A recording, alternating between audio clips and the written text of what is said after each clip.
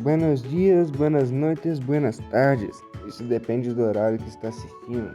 Iremos apresentar os conhecimentos abordados pelo conceito de equilíbrio químico. Vamos definir como ele funciona e de onde ele surge. O equilíbrio químico surge das reações reversíveis, mas o que são essas reações reversíveis?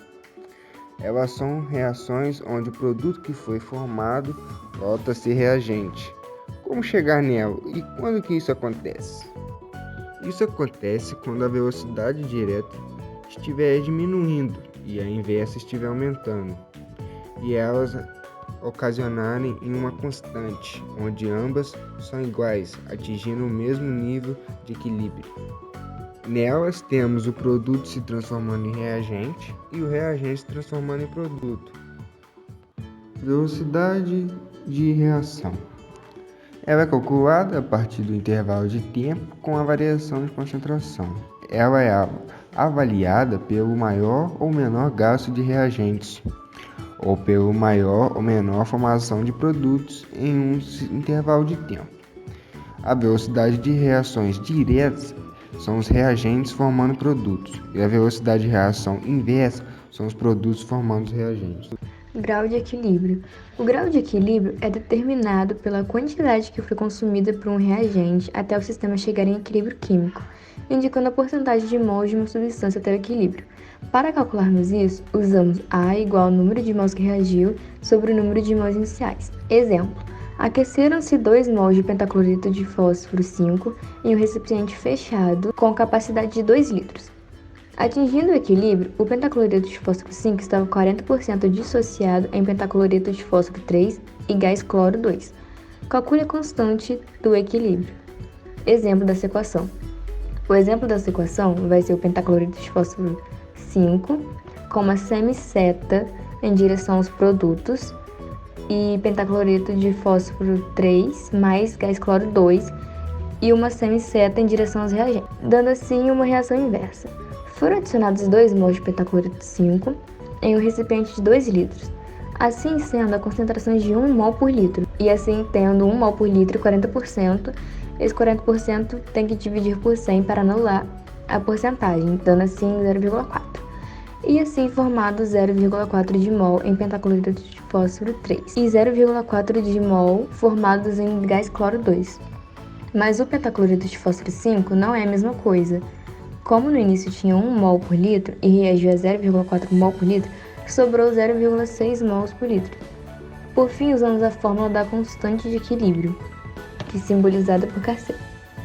Kc igual a pentacloreto de fósforo 3 vezes gás cloro 2, tudo sobre pentacloreto de fósforo 5. Agora, Kc igual, tem que substituir pelo que eu já tinha falado, que é o 0,4 vezes 0,4, tudo sobre 0,6, que vai dar tudo isso aproximadamente 0,26 mols por litro. Então, vou falar sobre os equilíbrios químicos homogêneo e heterogêneo. Os equilíbrios químicos são atingidos no caso de reações reversíveis, quando a taxa de desenvolvimento da reação direita é igual à taxa de desenvolvimento da reação inversa, em uma temperatura constante. Mas existem equilíbrios químicos homogêneos e equilíbrios químicos heterogêneos. Os equilíbrios químicos homogêneos, eles são aqueles que todos os participantes da reação encontram-se em um mesmo estado físico e dessa forma o sistema fica com uma única fase.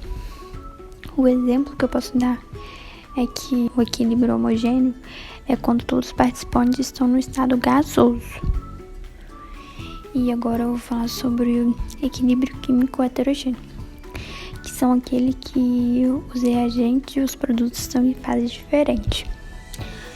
Um exemplo é que, olha, a reação entre o ácido clorídrico e o nitrato de prata forma um precipitado branco, que é o cloreto de prata. Enquanto o cloreto de prata está no estado sólido, os demais participantes da reação estão em solução aquosa. O deslocamento do equilíbrio químico é a forma de uma determinada reação química voltar ao equilíbrio. Ela é deslocada depois de ter sido submetida a uma perturbação. Neste deslocamento, a reação direta acontece na mesma velocidade da reação inversa. Quem estudou o deslocamento de equilíbrio foi o químico Le Chatelier, e com isso temos o princípio de Le Chatelier, que diz assim: quando o sistema em equilíbrio é perturbado, tende a trabalhar contra a perturbação gerada e, para isso, busca atingir uma nova situação de equilíbrio.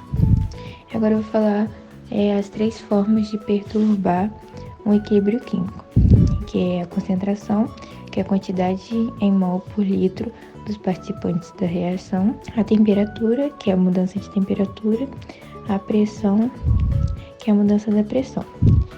E agora eu vou explicar cada uma delas. A influência da concentração pode acontecer de 2 formas: pelo aumento ou diminuição da concentração de um dos participantes.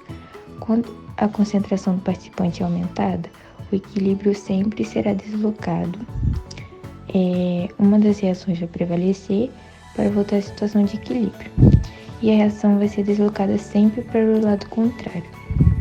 Quando a concentração do participante é diminuída, o equilíbrio é deslocado sempre para o lado do participante que foi reduzido. E agora a influência da temperatura. Ela também pode acontecer de 2 formas, que é o aumento ou a diminuição da temperatura da reação química. Quando estiver aumentando a temperatura, o equilíbrio é deslocado para o sentido endotérmico. Quando estiver diminuindo a temperatura, o equilíbrio é deslocado para o sentido exotérmico. E por último, a influência da pressão, que também há o aumento ou a diminuição da pressão. Aumentando a pressão, o equilíbrio sempre vai ser deslocado para o menor volume. E diminuindo a pressão, o equilíbrio sempre vai ser deslocado para o maior volume. Vimos que equilíbrio químico é o nome dado ao ramo da físico-química que estuda toda e qualquer reação reversível. Aprendemos diversos aspectos, exemplos e um pouco de história, mas como isso se aplica a nós, o consumidor comum? O nosso dia a dia está repleto de exemplos de equilíbrios químicos, como o que existe na camada de ozônio, entre a formação e a decomposição do ozônio, no estômago, nos dentes, nas lentes fotossensíveis de óculos, na ingestão de remédios e nas cavernas, com a formação de estalactites e estalagmites. Um outro exemplo de equilíbrio químico aplicado ao cotidiano é o de uma garrafa de refrigerante. Quando a garrafa é aberta, a pressão interna na garrafa diminui de forma que a diminuição da pressão favorece a decomposição do ácido carbônico, fazendo que a garrafa libere o gás. Também, por exemplo, a regulação desse equilíbrio afeta o rendimento dos produtos fabricados nas indústrias químicas e também afeta o funcionamento do organismo humano e dos animais, como no sistema tampão que o sangue apresenta, mantendo seu pH estável. Enfim, esse foi nosso trabalho sobre equilíbrios químicos. Espero que tenha gostado e até a próxima!